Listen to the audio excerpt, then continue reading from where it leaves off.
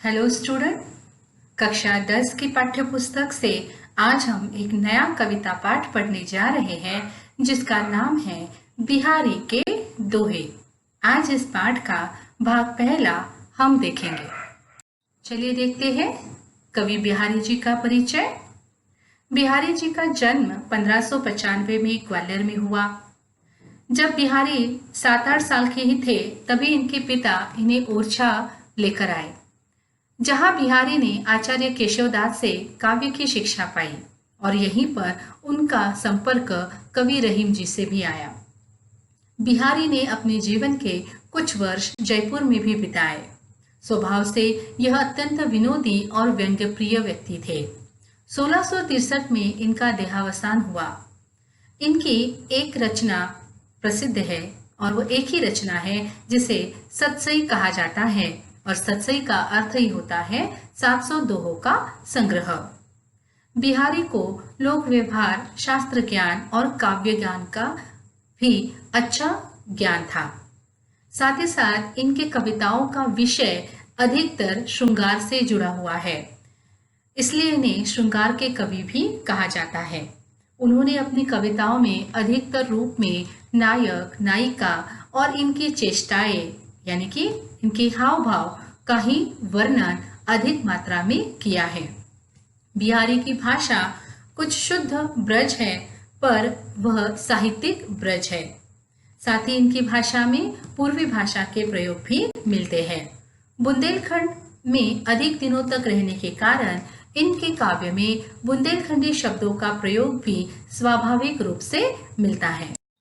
पाठ प्रवेश के माध्यम से कवि बिहारी जी के बारे में कुछ और अधिक जानकारी हम देखते हैं। यहाँ पर हमें साहित्यिक कवि बिहारी के बारे में पता चलता है। उनके बारे में ये कहा जाता है कि मांझी पोछी चमकाई, युद्ध प्रतिभा जतन अनेक, दीर्घ जीवन विविध सुख रचे सतसई एक। अर्थात बिहारी ने केवल एक ही ग्रंथ की रचना की है जिसका नाम है बिहारी सतसई। यहाँ पर इस दोहे का अर्थ होता है कि जिस तरह हम बर्तनों को बार बार मांजने से, पोंछने से उसकी चमक बढ़ती है, उसी प्रकार प्रतिभा अर्थात योग्यता भी बार बार उसका जतन करने से, उसका प्रयास करने से वह और अधिक निरखती है, चमकती है। और बिहारी ने इसी प्रकार अपनी काव्य प्रतिभा को और भी ज्यादा प्रतिभाशाली बनाया और अपने दीर्घ अर्थात एक लंबे जीवन में विविध सुखों को भोगते हुए उन्होंने सतसई नाम की एक रचना का निर्माण किया। सतसई, जैसे कि मैंने पहले ही कहा था कि इसमें 700 दोहे संकलित है। दोहे अर्थात क्या, इसके बारे में हमने जब कबीर के दोहे पढ़े तभी हमने जाना था कि दोहा अर्थात क्या। तो यहाँ फिर से हम एक बार दोहराते हैं कि दोहा यह एक छोटी सी कविता है जिसमें एक गहरा अर्थ छुपा होता है और बिहारी के दोहे इसी कारण काफी प्रसिद्ध हैं, क्योंकि बिहारी के दोहे दिखने में भले ही छोटे से लगते हो परंतु उनमें एक गहरी अर्थ व्यंजना, एक गहरा अर्थ छिपा होने के कारण बिहारी के दोहों के बारे में अक्सर ये कहा जाता है कि बिहारी गागर में सागर भरने में निपुण थे अर्थात माहिर थे। जैसे गागर यानी एक छोटा सा पानी का बर्तन और जिसमें विशाल सागर नहीं समा सकता, परंतु बिहारी के छोटे छोटे दोहे में सागर जैसा विशाल अर्थ समाने की क्षमता हमें दिखाई देती है। उनके दोहों के बारे में एक और पंक्ति बहुत ज्यादा प्रसिद्ध है। यह दोहा बहुत प्रसिद्ध है कि सतसैया के दोहरे जो नावक के तीर, देखन में छोटे लगे घाव करे गंभीर। अर्थात कि सतसैया अर्थात उनकी सतसई इस रचना के दोहरे अर्थात दोहे किस प्रकार है, जैसे नावक के तीर। नाव कितनी बड़ी होती है परंतु उसे चलाने वाले तीर छोटे छोटे होते हैं, जो छोटे छोटे होने के बावजूद भी एक बड़ी नाव को आगे ले जाने में काबिल होते हैं। उसी प्रकार बिहारी के सतसई इस ग्रंथ के दोहे दिखने में भले ही छोटे छोटे लगते हो, परंतु उनमें जो छिपा अर्थ है वो एक मार्मिक अर्थ होता है, जो सीधे पाठकों के हृदय को घायल कर देता है या उनको उनके मन तक वह पहुंचाने में वह क्षमता रखता है। बिहारी की ब्रज भाषा मानक ब्रज भाषा है। सतसई में मुख्यतः प्रेम और भक्ति के सार गर्भित दोहे हमें देखने को मिलते हैं। साथ ही साथ इनके अनेक दोहे नीति संबंधी अर्थात लोक व्यवहार की शिक्षा देने संबंधी भी है। यहाँ सतसई के कुछ दोहे हमारे पाठ्यक्रम में रखे गए हैं। जैसे कि हमने पहले ही कहा कि बिहारी मुख्य रूप से श्रृंगार के कवि, प्रेम के कवि है, किंतु उन्होंने कई जगह अपने दोहों में लोक व्यवहार, नीति ज्ञान आदि विषयों की भी शिक्षा हमें दी है। यहाँ जो हम दोहे पढ़ने जा रहे हैं उनमें हमें उनके प्रेम, भक्ति, लोक व्यवहार, नीति ज्ञान इन सभी बातों का अध्ययन हम उनके दोहों के माध्यम से करेंगे। चलिए देखते हैं बिहारी जी का पहला दोहा। सोहत ओढ़े पितुपटु श्याम, सलोने गात मणो नील मणि शैल पर, आतपो परियो प्रभात। दोहों के शब्द इस प्रकार हैं।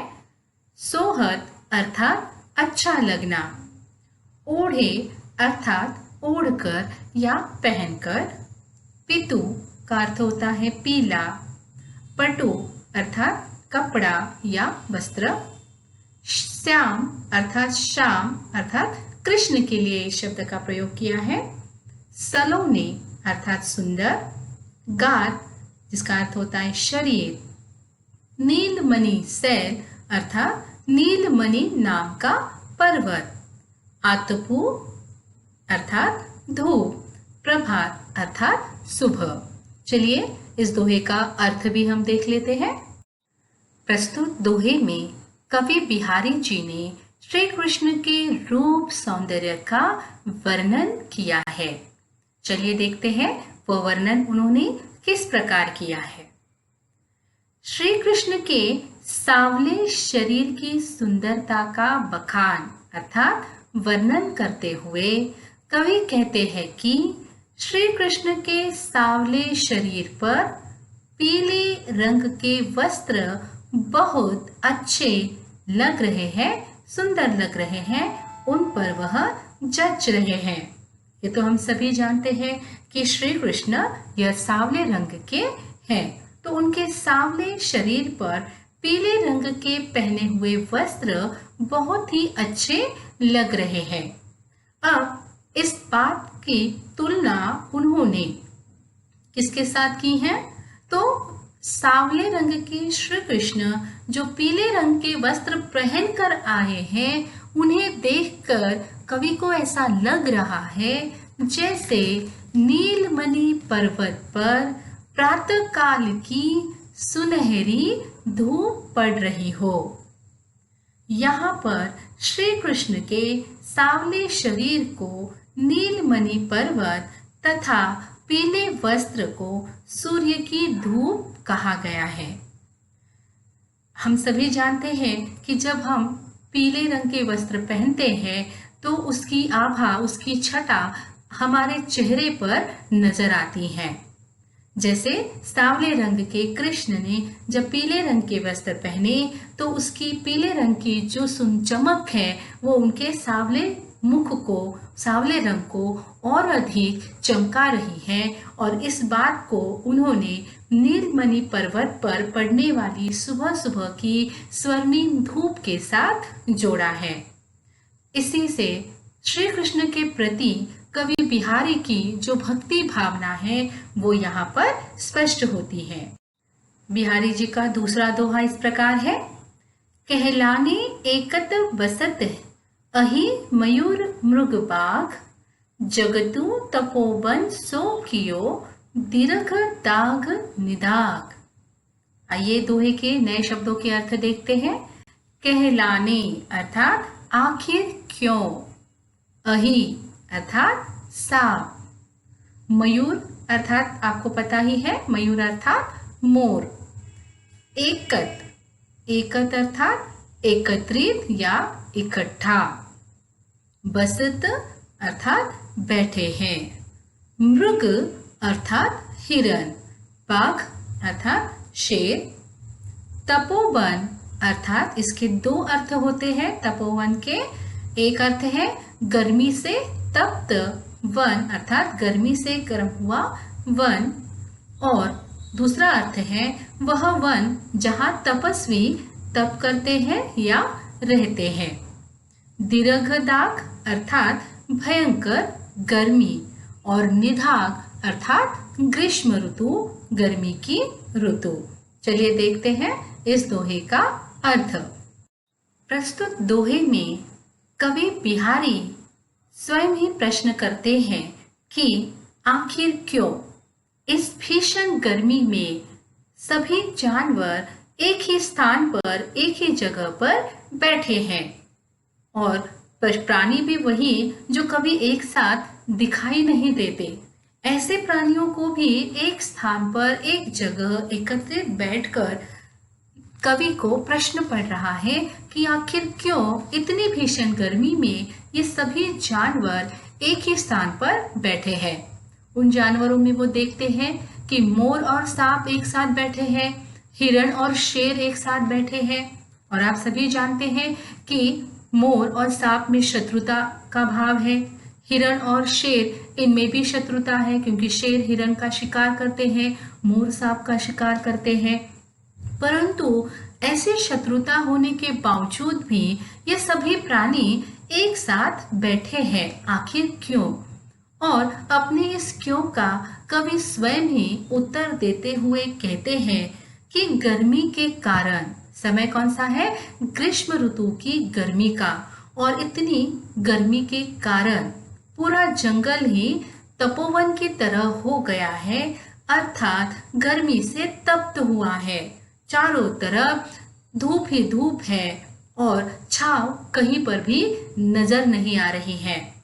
ऐसी संकट की घड़ी में तपोवन के सारे जानवर आपसी द्वेष भुलाकर एक साथ एक जगह बैठे हैं जहां पर छांव है, क्योंकि इस समय छांव की जरूरत सभी को है। इसलिए वे अपनी शत्रुता को इस पल भूल गए हैं, क्योंकि इस गर्मी का संकट सभी प्राणियों पर आया है, और इसीलिए अपने द्वेष को भुलाकर वे सारे प्राणी एक साथ एक जगह बैठे हैं जहां छांव नजर आ रही है। इस दोहे से बिहारी हमें यही सीख दे रहे हैं कि हमें भी अर्थात मनुष्य को भी संकट के समय, विपत्ति के समय आपसी द्वेष भुलाकर एक साथ मिलकर संकट का सामना करना चाहिए। इस दोहे का दूसरा भी अर्थ होता है, वो अर्थ तपोवन इस शब्द के कारण ही बनता है।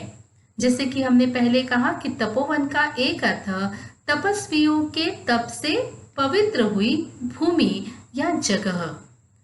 अब ऐसी जगह पर ये सारे प्राणी एकत्रित हुए हैं, जिसके कारण, उस वातावरण के कारण कुछ पल के लिए ये सारे प्राणी आपसी द्वेष, शत्रुता भूल गए हैं और इस पवित्र पावन भूमि पर एक साथ बैठे हैं। ये दोनों भी अर्थ यहाँ पर बनते हैं, और वो तपोवन इस एक शब्द के कारण। चलिए देखते हैं बिहारी जी का तीसरा दोहा। बतरस लालच लाल की मुरली धरी लुकाय, सौह करे बहुनु हसे दैन कहे नटी जाए। दोहे के नए शब्द इस प्रकार है। बतरस अर्थात बातचीत का आनंद, लालच अर्थात इच्छा या लोभ। लाल यह शब्द श्री कृष्ण के लिए प्रयोग किया गया है। मुरली अर्थात बांसुरी, लुकाई अर्थात छुपाना, सौह अर्थात शपथ या कसम, भौवनु अर्थात भौवों में अर्थात हमारे जो भौएं होती हैं आंखों के ऊपर, उससे कहते हैं भौएं। नटी जाए अर्थात मना कर देना। चलिए देखते हैं दोहे का अर्थ। इस दोहे में कवि बिहारी ने कृष्ण और गोपियों के हंसी मजाक पूर्ण बातचीत का वर्णन किया है। कृष्ण हमेशा अपनी बांसुरी बजाने में खोए रहते हैं, जिस कारण गोपियों को श्री कृष्ण से बात करने का आनंद ही नहीं मिलता। इसलिए सारी गोपियां बांसुरी से ईर्ष्या करती हैं और कृष्ण की बांसुरी वे छुपाती हैं। और जब कृष्ण गोपियों से बांसुरी के बारे में पूछते हैं, इसी क्षण का वर्णन इस दोहे में किया गया है। कवि कहते हैं कि गोपियों ने श्री कृष्ण के से बात करने के लालच में उनकी बांसुरी चुरा ली है और छिपा दी है। लेकिन जब श्री कृष्ण उनसे पूछने आते हैं कि क्या तुमने मेरी बांसुरी देखी है, तब गोपियां कसम खाती हैं और कसम खाते हुए कहती हैं कि उन्होंने बांसुरी नहीं चुराई और ना ही छुपाई। लेकिन बाद में ये जब वो बोलती हैं, तब वह एक दूसरे की तरफ देखकर अपनी भौहें घुमाकर आंखों ही आंखों में हंसने लगती हैं। इस घटना से, इस हाव भाव से कृष्ण समझ जाते हैं कि बांसुरी गोपियों के पास ही है, परंतु वह देने से मना कर रही है। इस प्रकार एक सुंदर सी बातचीत, एक सुंदर सा वार्तालाप का वर्णन यहाँ पर बिहारी ने इस दोहे के माध्यम से किया है, जो कृष्ण और गोपियों के बीच होता है। और इस छोटे से वार्तालाप से गोपियों को कृष्ण से बातचीत करने का आनंद भी मिलता है। पठित काव्यांश पर आधारित प्रश्न चर्चा इस प्रकार है। प्रश्न पहला, कवि बिहारी के विषय में संक्षिप्त जानकारी देते हुए उसमें उनका जीवन परिचय, उनकी काव्य रचना परिचय, भाषा एवं उनके दोहे किन किन विषयों पर आधारित है, यह आपको बताना है। प्रश्न 2, कवि बिहारी ने अपने पहले दोहे में श्री कृष्ण के रूप का वर्णन किस प्रकार किया है। प्रश्न 3, कवि बिहारी ने जगत को तपोवन क्यों कहा है और इस दोहे से हमें कौन सी सीख वे दे रहे हैं। प्रश्न 4, गोपियां कृष्ण की बांसुरी क्यों छिपा देती हैं, विस्तार से बताइए। प्रश्न 5, पठित तीनों दोहे में आए नए शब्दों को उनके अर्थ सहित लिखिए। आशा करती हूँ कि आज जो हमने 3 दोहे पढ़े हैं, उनका अर्थ आप अच्छी तरीके से समझे होंगे। आगे के दोहे हम अगले भाग में देखते हैं। तब तक के लिए धन्यवाद।